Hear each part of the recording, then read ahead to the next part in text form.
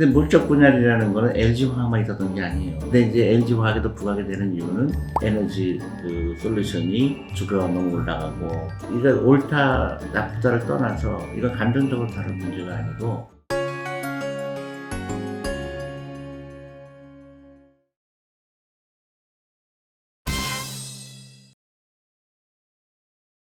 마포 주린이라는 분이 남기신 건데 굉장히 중요한 그 화두를 던지시네요. 그러니까 사회적 기업이 화두입니다. 그 주주 친화적 정책에 대해서 우리나라도 부각됩니다. 그래서 우리나라는 거수기 역할을 많이 한다는 게 문제인데요. 기관이. 그래서 LG화학의 물적 분할이라는 그 기관은 찬성이었습니다만은 주주가치 극대화는 필수인데, 자산운용사를 운영하시는 대표로서 멜자산운용은 이런 문제에 대해서 어떠한 노력을 하실 예정인지 궁금합니다.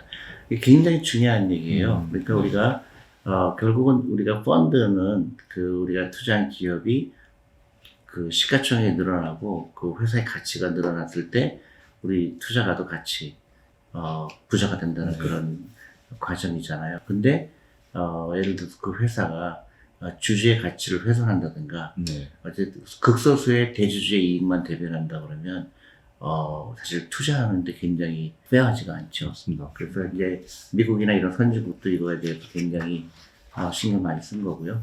한국도 이제 좀 늦은 감이 있죠. 저는 이제 이거에 대해서 한 20년 전부터 얘기를 해왔거든요. 그걸 이제 코퍼레이트 거버넌스라고 얘기도 하죠. 기업 지배 구조.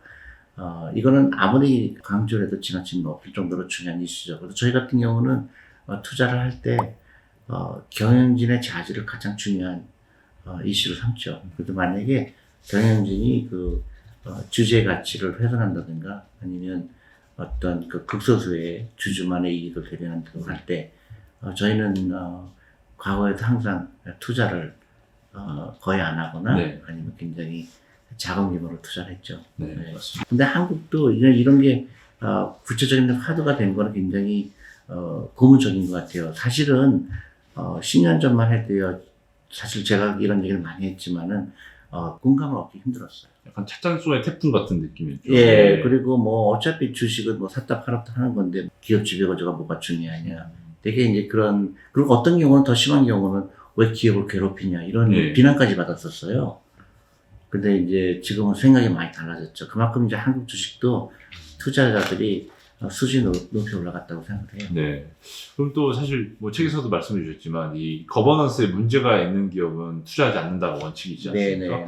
LG화학 같은 경우도 이제 물적 분할의 이슈를 제기해 주셨는데 이런 LG화학의 물적 분할 같은 경우는 좀 투자자들은 어떻게 봐야 되나요? 이 사실 회사 자체는 그동안 너무 배터리의 대장주로서 투자를 다들 앞서서 하던 기업이었는데 이런 식으로 물적 분할로 지금 LG 에너지 솔루션이 지금 상장이 또 돼 있지 않습니까? 근데 물적 분할이라는 거는 LG화학만 있었던 게 아니에요. 예. 그동안 너무 많이 일어났었죠.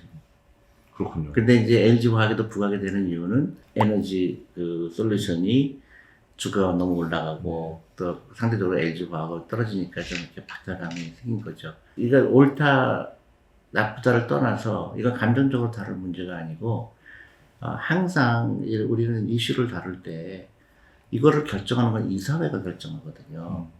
그러니까 우리 기관 투자가 찬성하고 안 하고 그 전에 더 중요한 거는 이사회예요. 그러니까 나라로 따지면 국회거든요. 근데 국회에서 결정한 거예요. 그러니까 LG 그 화학 그 물적 분할에 대해서. 그럼 우리가 물어봐야 될 사람들은 LG 화학에 있는 이사진들이에요. 그러니까 왜 이런 결정을 했느냐. 근데 우리는 그 가장 중요한 거를 잊어버리고 그렇게 중요하지 않은 이슈에 대해서도 뭐 신경 쓰는 거죠.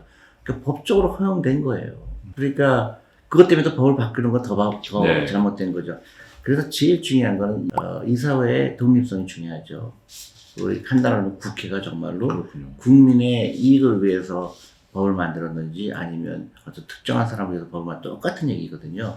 근데 우리나라는 그걸 소홀히 했어요. 이사회를.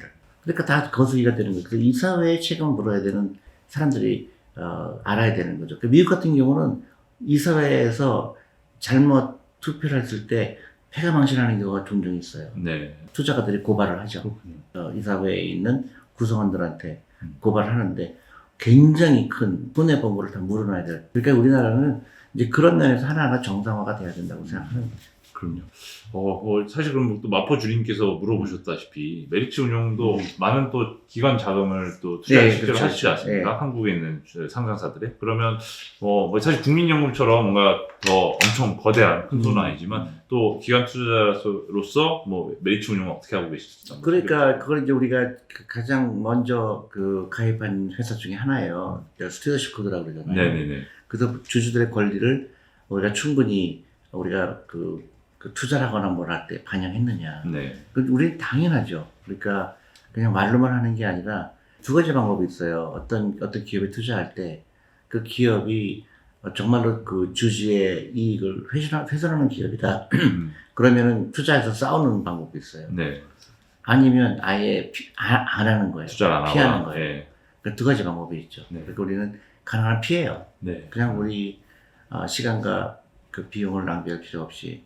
근데 그 회사는 그것 때문에 굉장히 큰 불이익을 당게 돼요. 네. 근데 예를 들어서 미국에 있는 뭐 연금이라든가 그 유럽에 있는 큰 연금 같은 경우는 이제는 굉장히 적극적으로 그 어떤 기업이 주주의 가치를 훼손하는 것뿐만 아니라 환경이라든가 아니면 여러 가지 여성 이슈라든가 이런 거에 대해서 변하지 않는 회사는 이제 투자를 아예 안 하는 그게 이제 시대가 됐죠. 보통 이제 ESG라고 ESG라고. 예. 네. 한국도 그거를 벗어날 수가 없거든요. 최근에 노지스 뱅크라고 그러죠. 그 노르웨이 큰 그 연금이 한국 포스코에 투자 안 하겠다고 그러거든요. 네. 그것도 이제 굉장히 이제 세상이 변한 거죠. 네. 대표님은 항상 장투 추천하시는데 올해 장은 많이 불안한 것 같아요. 장투 생각은 있는데 포트폴리오 비중을 어떻게 가져가야 불안감 없이 투자할 수 있을까요? 굉장히 이 질문도 좋은 질문입니다. 네. 장투하고 싶은데 장이 불안한 것 같아요. 근데 이건 약간 모순점이 있죠. 올해 장이 불안하고 그다음에 뭐 불안하지 않고 이런 거를 걱정할 필요가 없기 때문에 장투를 하는 거거든요. 네. 그러니까 장투라는 거는 불안해할 필요가 없다는 거죠. 단기적으로 올해 올해 장은 지극히 짧은 시간이잖아요. 네. 나는 10년 투자할 거고 20년 투자할 건데 올해 장이 불안해서 나 장투를 못 하겠다 그런 건 좀 모순점이 있다고 생각하고요. 포트폴리오 비중을 어떻게 가져가야 되느냐. 이제 이것도 결국은 사람에 따라 틀리지만 나이가 중요하죠. 만약 20대라고 그러면 100% 주식이죠. 네. 100% 주식입니다. 근데 퇴직연금이 100% 가져갈 수 없죠. 그렇죠. 법으로. 네. 그러니까, 그 70% 했을 때까지 해라. 음. 그 다음에 이제 점점 30대, 40대 가면서 조금씩 주식 비중을 줄어드는 건데요. 무조건, 그, 맥시멈으로 하셔야 되죠. 그렇군요. 네. 예.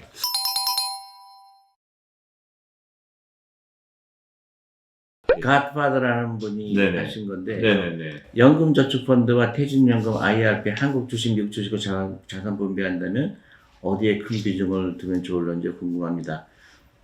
이제 참고로 이분은 이제 네 가지를 다 하신다고 그래요. 네. 굉장히 좋은 잘하고 계시다고 생각하고요. 아. 한국 주식이냐 미국 주식 자산 분배한다면 이걸 어디에 큰 비중을 줄까? 그거는 답이 없어요. 그러니까 예를 들어서 내가 좋아하는 기업이 한국 시장에서 성장돼 있으면 한국 주식이 하는 거고, 네. 내가 좋아하는 기업이 미국에 있으면 미국 주식이 더 많이 넣는 거죠. 네. 그러니까 어떤 내가 인위적으로 내가 한국에 더 많이 할 거야, 미국에 더 많이 할 거야. 그거는 좋은 방법이 아니라고 생각해요. 네. 내가 좋아하는 기업을 고르다 보니까 그걸 더 해보니까 한국 기업이 더 많더라. 그냥 그 결과물이라고 생각을 하고요. 네. 그래 굳이 한국 주식이냐 미국 주식이냐 그거를 구별할 필요는 없고요. 다만 어차피 연금저축펀드나 퇴직연금이라든가 IRP 전부 펀드밖에 할 수가 없잖아요. 네. 그러면 그 어떤 펀드를 고를까? 저 같은 경우는 이제 글로벌 펀드가 있죠. 전 세계에 투자하는 네. 펀드.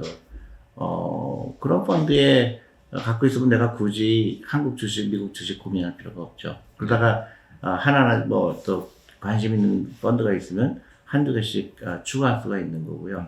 너무 인위적으로 내가 한국 몇 프로 가져가고 미국 몇 프로 가져가고 거기에 신경 쓸 필요 없다고 생각하고요. 그렇군요. 근데 이제 가다가 이제 운영의 묘가 생기죠. 예를 들어서 이제 계속 투자를 하고 있는데 한국 주식이건 미국 주식이건 너무나 가파르게 올라갔다. 단기간에. 그러면 약간 그 비중을 줄여서 다른 데 더 많이 투자하세요. 그럴 수는 있어요.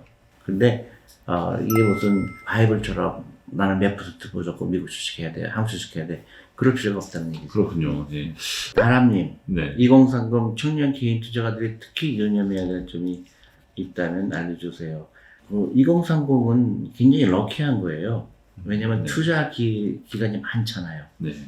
그러니까 20대, 30대에서 이런 투자의 중요성을 깨달았다는 것은 굉장히 의미가 있다고 봐요. 대부분 이걸 모르고 지나갔거든요. 네. 그래서 50대, 60대 됐을 때 이걸 내가 왜 몰랐을까 그렇거든요. 네. 그러니까 그 점에서 저는 굉장히 유리하다고 생각하는데 투자라는 거에 대해서 조금 제대로 알 필요가 있죠. 투자라는 거는 시간에 투자한다는 걸 좀 믿으셔야 돼요. 그러니까 내가 2030이면 내가 투자 기간이 30년 남았다 이렇게 생각하시면 되잖아요. 네.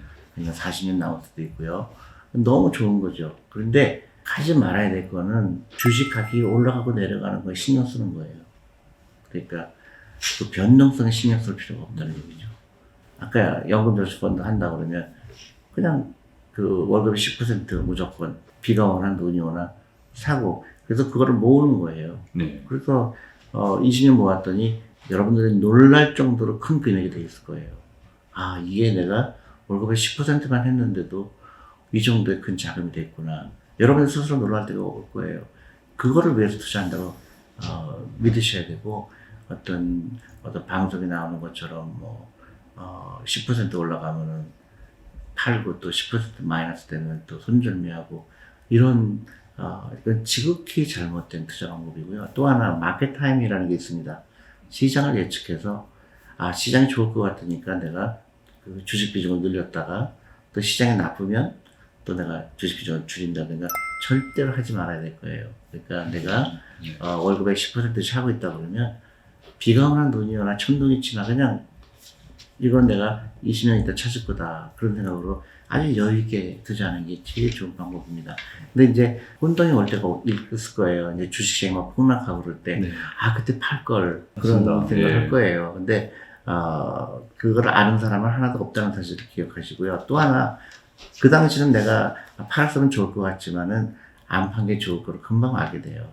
그리고 계속 사는 사람들은 그 시간에 계속 주식을 싸게 매입을 하기 때문에 전혀 걱정할 필요 없다고 생각합니다.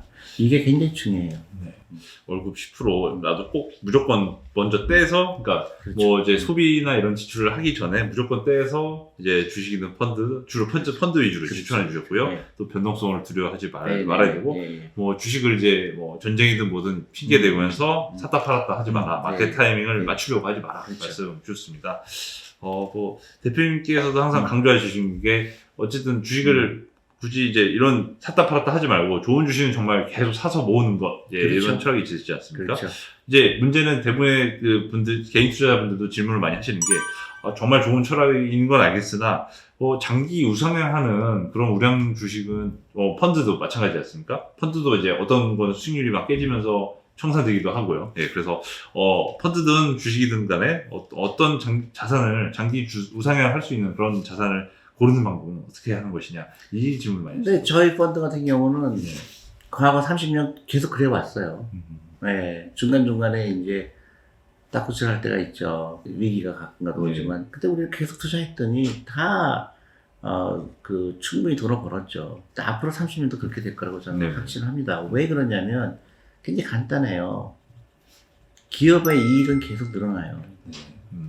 그러니까 시가총액에 반영할 수밖에 없어요. 네. 근데 그게 가끔 시장 상황 때문에 전쟁이 일어나거나 네. 아니면 뭐 전염병이 있거나 그럴 것 때문에 회사 가치가 예를 들어 100인데 그러한 이유 때문에 70으로 떨어지는 거거든요. 네. 근데 그걸 갖고 있으면 그 30이라는 그 갭은 다시 또 올라갔고 100이 아니라 이건 120이 돼 있을 거예요. 네. 그리고 130이 돼 있고 140이 돼 있고 나중에 500이 돼 있는 겁니다.